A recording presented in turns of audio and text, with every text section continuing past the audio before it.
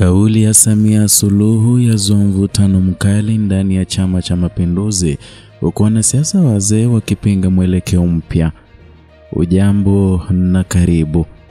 Chama cha Mapinduzi CCM kilichotawala siasa za Tanzania kwa zaidi ya miongo 6 kimejikuta katika hali ya sintofahamu kufuatia kauli ya Rais Samia Suluhu Hassan ambaye imeibua hisia kali na mijadala mikubwa miongoni mwa wanachama na viongozi wake waandamizi.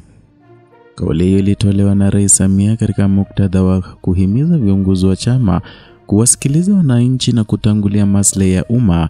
Imetafsiriwa na baadhi ya wanasiasa wakongwe kama ujumbe wa kisiasa uliolenga kudhoofisha ushawishi wao ndani ya chama.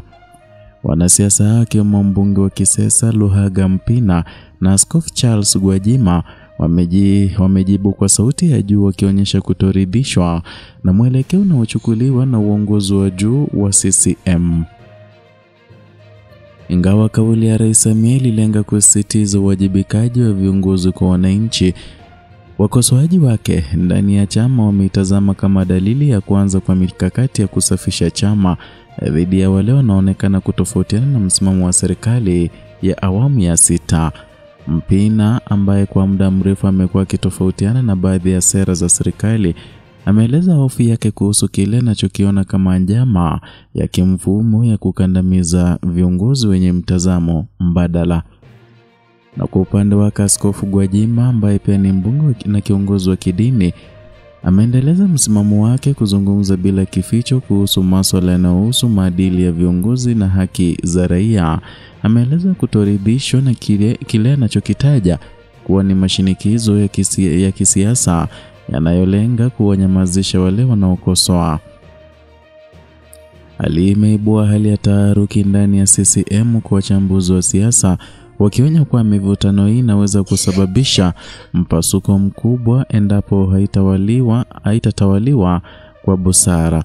Taarifa kutoka kwa baadhi ya wanachama wa chama hicho zinaashiria kuwa kuna mgawanyiko unaoanza kujitokeza baina ya viongozi wa zamani wanaopendelea mfumo wa kuafidhina na kundi jipya la vijana wanaotaka mageuzi na wazi zaidi katika uongozi wa chama. Kwa mujibu wa wachambuzi, kauli ya Rais Samia inaweza pia kuhusishwa na maandalizi ya chama kuelekea uchaguzi mkuu wa mwaka 2025, na kuna dalili kwamba uongozi wa juu wa Chama cha Mapinduzi unajaribu kujisafisha na kuwatenga wale wanaonekana kuwa vikwazo vya ajenda mpya ya mageuzi na uwajibikaji.